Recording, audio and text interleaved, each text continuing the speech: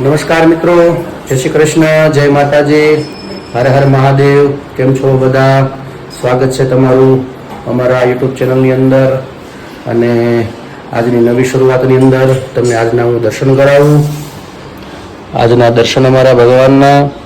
આજે વાર શુક્રવાર, સુદ પક્ષ અને નોમ, અને આજે વિશ્વ સંદેશા વ્યવહાર દિવસ છે. એટલે બહુ સારો દિવસ છે વિશ્વ માટે. અત્યારે વાગ્યા છે સવારના 9:30. વિશ્વ સંદેશા વ્યવહાર દિવસની બધાને શુભકામના. અને ચાલો તો હવે જોઈ આજના નાસ્તામાં શું બનાવ્યું છે જાગુએ. શું બનાવ્યું છે જાગુ? જય શ્રી કૃષ્ણ. શું બનાવ્યું છે આજે નાસ્તામાં? ખાલી મગજ છે આજે? બીજું કઈ ભેગું ટેકો થયું નથી? ઓહો, તો વાંધો નહીં ને. તમે એટલું બધું શક્તિવર્ધક આજ સવારમાં લઈ લેવું. અચ્છા, વઘારવાના છે ને? ચા બની ગઈ છે? સારું મિત્રો, તો નાસ્તાની તૈયારી તો ફૂલ ચાલુ છે બનવાની. ખાલી ફણગાવેલા મગ બનાવ્યા છે. ચાલો મિત્રો, નાસ્તો તૈયાર છે. અને નાસ્તામાં જો મગ જે બનાવ્યા હતા એ છે ફણગાવેલા, ખાખરો છે અને ચવાણું ને ચા. બધા જો નાસ્તો કરવા બેસી ગયા છે. ખુશીબેન, બા અને જાગુ. ચાલો બધા નાસ્તો કરવા.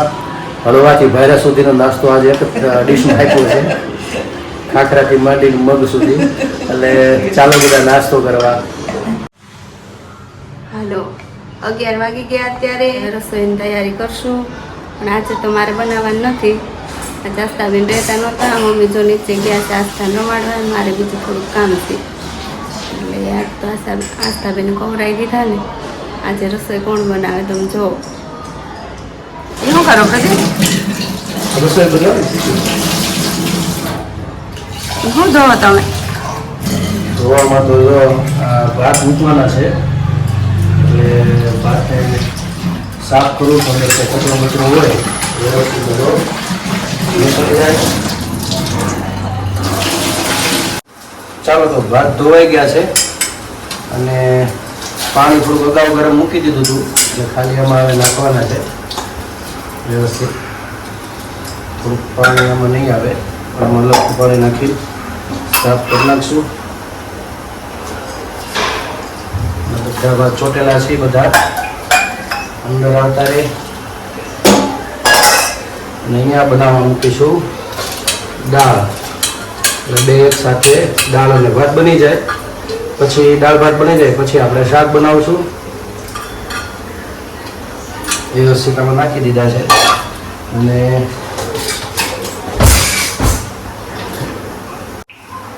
ભાતમાં થોડુંક મીઠું નાખી દઈએ એટલે થોડુંક ટેસ્ટ બરાબર પકડી લે, વ્યવસ્થિત થઈ જાય. અને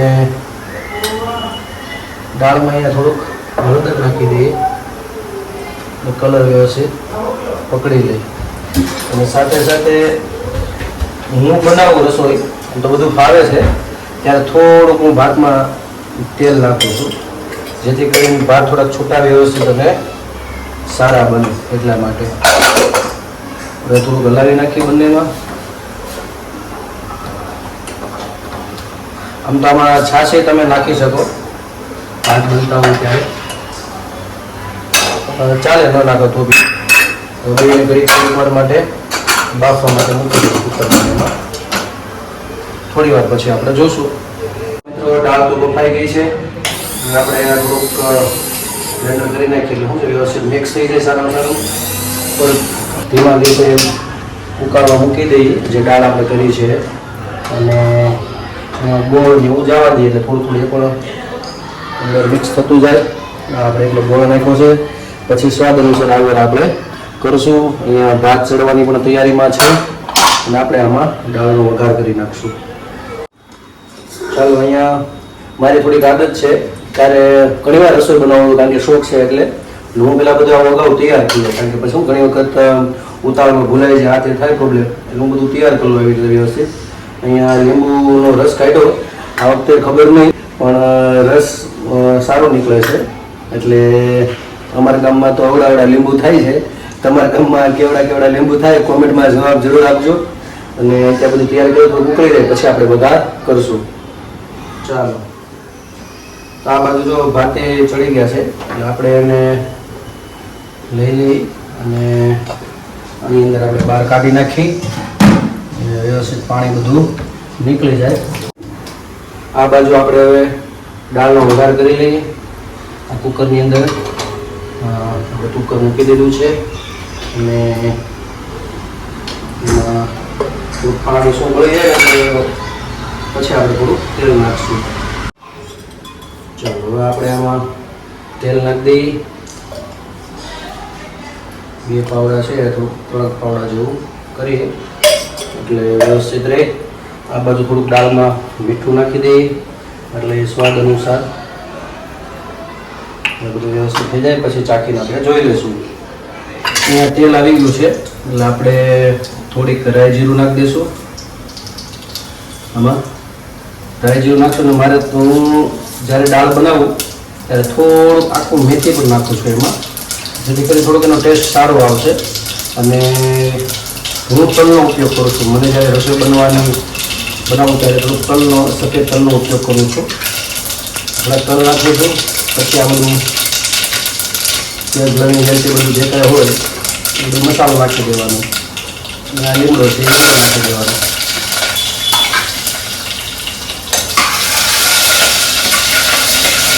વ્યવસ્થિત થોડુંક ચડવા દેવું પડે. સુગંધ બેસી જાય ત્યાં સુધી વ્યવસ્થિત સુગંધ આવી જાય પછી થોડુંક આદું નાખવાનું. પહેલાં આદું નાખશું તો બળી જશે એટલે થોડુંક વઘાર આવી જાય વ્યવસ્થિત ત્યારબાદ આમાં આદું નાખવાનું. એવું છે એની વાસ ખરાબ બેસી ના જાય, સુગંધ જળવાય રહે આદુમાં.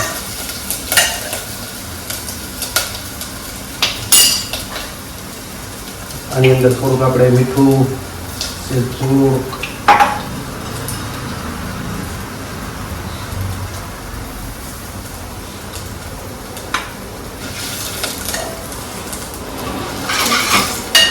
વઘાર થઈ ગયો છે એટલે થોડીક દાળામાં નાખી દઈએ.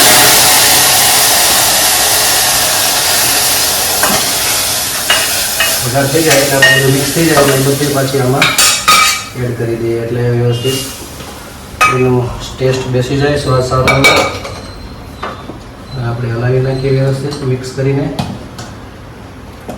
ઘણી જગ્યાએ ઘણા લોકો ચટણીનો પણ યુઝ કરે છે કલર માટે, એટલે કાશ્મીરી ચટણી યુઝ કરી શકાય જેથી કરીને થોડુંક શું છે દાળ દેખાવમાં સારી દેખાય.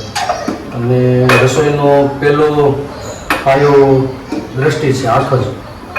આંખથી સારી કોઈ પણ રસોઈ દેખાય પછી સ્વાદ આવે છે. એટલે દેખાવમાં સારું થોડુંક કલર વ્યવસ્થિત દેખાવો જોઈએ. તો આપણી દાળ અહીંયા વ્યવસ્થિત ઉકળે છે. જેમ મને એમ થોડીક ઉકાળવી એટલે સ્વાદ બધું બહુ સારો આવે. કાચી ઓલું શું છે પતલી રાખવામાં કાચી રહી જાય ઘણી ઉકાળવામાં, તો જે ઉફાણો આવે ને થોડીક કામ ઘટ રહે એવું ટ્રાય કરવાની.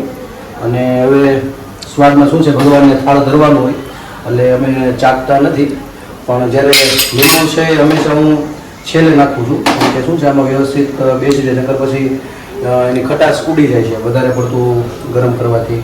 એટલે હંમેશા લીંબુ છેલ્લે નાખવું એટલે વ્યવસ્થિત સ્વાદ પકડાય એની ઉપર છેલ્લે આપણે કોથમીરનો ઉપયોગ કરી શકીએ. અને ઘણા લોકો માંડવીનો મગફળીનો પણ ઉપયોગ કરે છે, એ પણ નાખી શકાય, બાફામાં નાખી શકો અથવા વઘારમાં લઈ શકાય. પણ મેં આ રીતની દાળ બનાવી છે. જો વ્યવસ્થિત ઉફાણો આવે છે સારામાં સારું. ભગવાનને થાળ ધરી દઈશું, ત્યારબાદ ચાખીને જે કાંઈ ઓછા વત્તા હશે જોશું. પછી દાળ આપણી હવે તૈયાર. હવે આપણે શાક બનાવશું. ચાલો, તો આપણે આ બાજુ દાળ બની ગઈ છે. હવે હું શાક બનાવવાનો છું. આજે ચોળીનું શાક બનાવવાનું છે. તો થોડુંક તેલ 1.5 પાવડા જેટલું હું મારા અંદાજ પ્રમાણે નાખું છું. આમ આપણને કોઈ પ્રોફેશનલ એવો ખ્યાલ નથી. થોડીક રાહ જોઈએ તેલ આવી જાય. અમારે હવે તેલ આવી ગયું છે. તેલમાં થોડુંક રાઈ જીરું નાખી દઈએ અને પછી સીધું શાક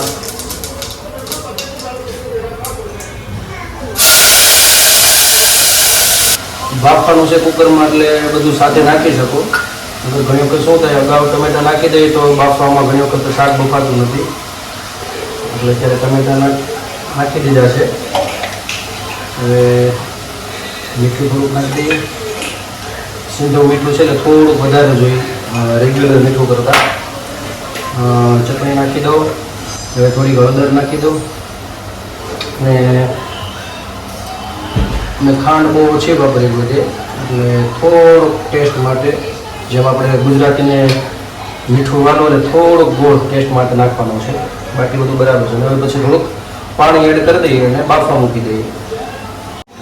1 ગ્લાસ પાણી નાખ્યું છે. પાણી નાખીને પછી થોડુંક પહેલાં હલાવી નાખીએ એટલે બધું વ્યવસ્થિત મિક્સ થઈ પછી આપણે કુકરને ઢાંકી દઈએ. થોડીક વાર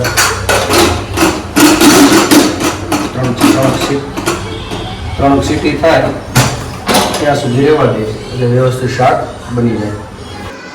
ચાલો, કુકરમાં શાક બફાઈ ગયું છે. આપણે લીધો કરી સુગંધ બહુ સારી આવે છે.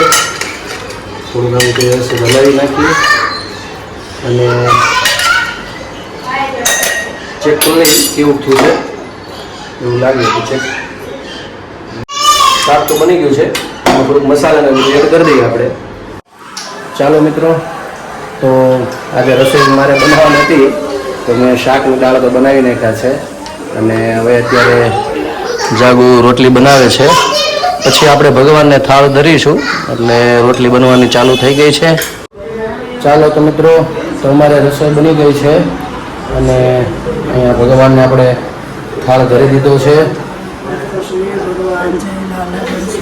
જય બાલકૃષ્ણ ભગવાન તમારી જય પ્રભુ જય ભગવાન અહીંયા થાળ, રોટલી, શાક, દાળ, ભાત અને કેરી.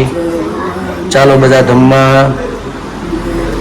વાગ્યા છે બપોરના 1:15 થઈ ગયો છે અને જમવાનું પણ બની ગયું છે અને ભગવાનને થાળ પણ આપણે ધરી દેવાનો છે. ચાલો તો હવે મારા પપ્પાને બોલાવી લો જમવા માટે.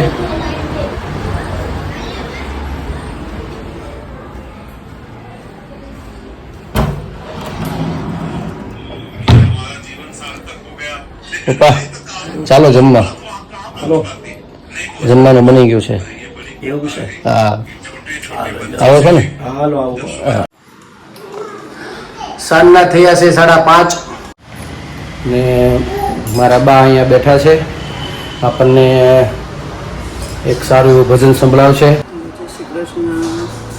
જય સુભદ્રા સાસરે કાનો દેશે શિખામણ જો, સાંભળ મારી બેની સુભદ્રા દવ શિખામણ સાચી જો. સારા થઈએ સૌને ગમીએ ઘરના કામ કરીએ જો. સવારે વેલા ઉઠી જઈએ ખંખોળિયું સાચવીએ જો. ચતુર થઈને રસોઈ કરીએ રાંધેલું નો ચાખીએ જો. સાસુ સસરાને જમાડીને પછી આપણે જમીએ જો. અંગ ઉગાડા કેસ છૂટા ફળિયામાં નો ફરીએ જો. કોક પૂછે છે કોના નારી, સાચો ઉત્તર દઈએ જો. દેરાણી જેઠાણીને હેત ન હોય તો મનની વાત નો કરીએ જો.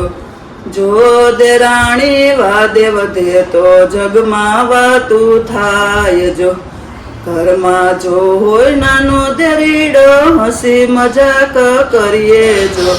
હસી મજાક કરીએ બેની હાથ તાળી નો દઈએ જો. ગામમાં પિયરિયું ગામમાં સાસરિયું વગર તેડા નો જઈએ જો. વગર તેડા જો જાય બેની હાથે હળવા થાય જો. કૃષ્ણ કનૈયા લાલ કી જય. બાઈ આપણને સારું એવું ભજન મસ્ત સંભળાયું. વ્યવહારમાં કેમ રહેવું આ તે.